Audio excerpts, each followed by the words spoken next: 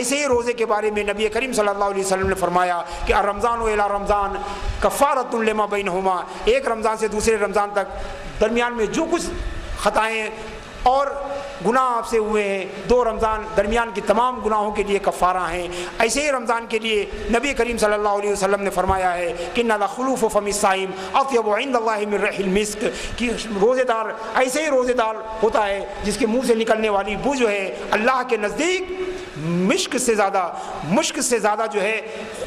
اچھی ہے۔ حالانکہ بظاہر ہمارے منہ سے، روزے دار کے منہ سے جو بو نکلتی ہے وہ اچھی نہیں ہوتی ہے، تبخیر معدہ کی وجہ سے اچھی بو نہیں ہوتی ہے، مگر ہمارے رب کے نزدیک وہ بو جو ہے وہ مشک سے زیادہ جو ہے وہ اچھی ہوتی ہے۔ ایسے ہی روزہ انہی مقاصد کو پیش نظر رکھ کر جو روزہ رکھا جاتا ہے، ایسے ہی روزہ رکھنے والے کے لیے جنت میں ریان نام کا دروازہ ہے کہ لا يدخلہ الا الصائمون، جس سے صرف روزے دار ہی داخل ہوں گے۔ تو عزیزان گرامی، ہماری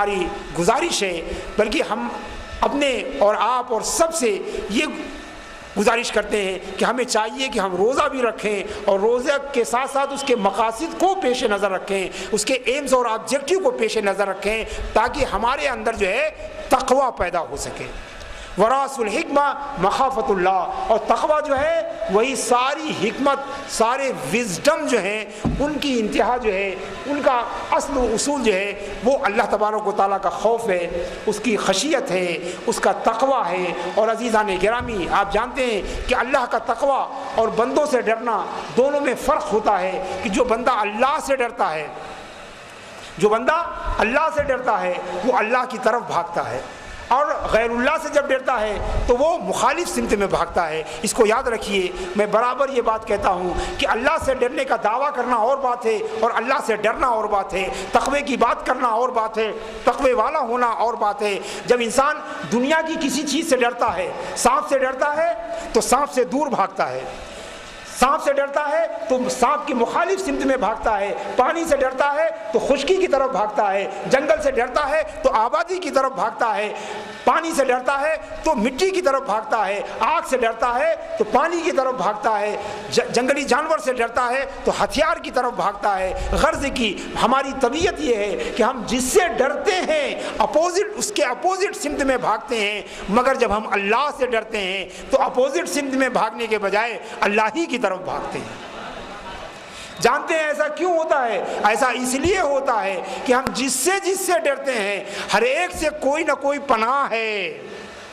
ہر ایک سے کوئی نہ کوئی، دنیا میں جس چیز سے ڈرتے ہیں اس سے کوئی نہ کوئی پناہ ہے۔ آگ سے ڈرتے ہیں تو آگ کی پناہ پانی ہے، جنگل سے ڈرتے ہیں تو جنگل کی پناہ آبادی ہے، کسی دشمن سے ڈرتے ہیں تو اس کی پناہ قانون اور تھانہ اور پولیس ہے۔ غرض کی جس چیز سے ڈرتے ہیں اس سے کوئی نہ کوئی پناہ ہے، مگر ہم سب جانتے ہیں کہ اللہ سے ڈرنے والے کے لیے کوئی پناہ نہیں ہے۔ اللہ سے بچ کر ہم کہیں نہیں جا سکتے، تو اے اللہ، جب تجھ سے بچ کر کہیں جا نہیں سکتے ہیں تو تیرے دامن کرم میں ہی پناہ لیتے ہیں۔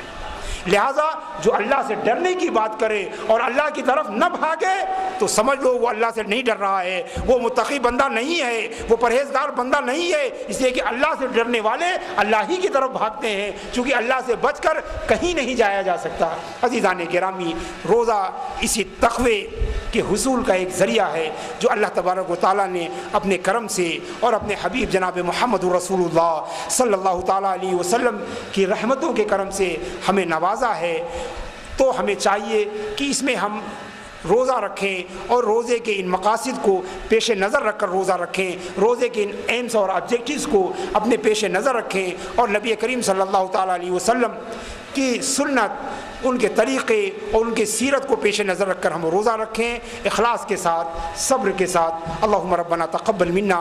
انک انت السمیع العلیم وتب علینا انک انت التواب الرحیم۔ اللہم اجعلنا من اتقاء شہر رمضان المبارک، والصلاۃ والسلام علی سیدنا و مولانا محمد وآلہ واصحابہ وازواجہ وذریاتہ واہل بیتہ اجمعین برحمتک یا ارحم الراحمین۔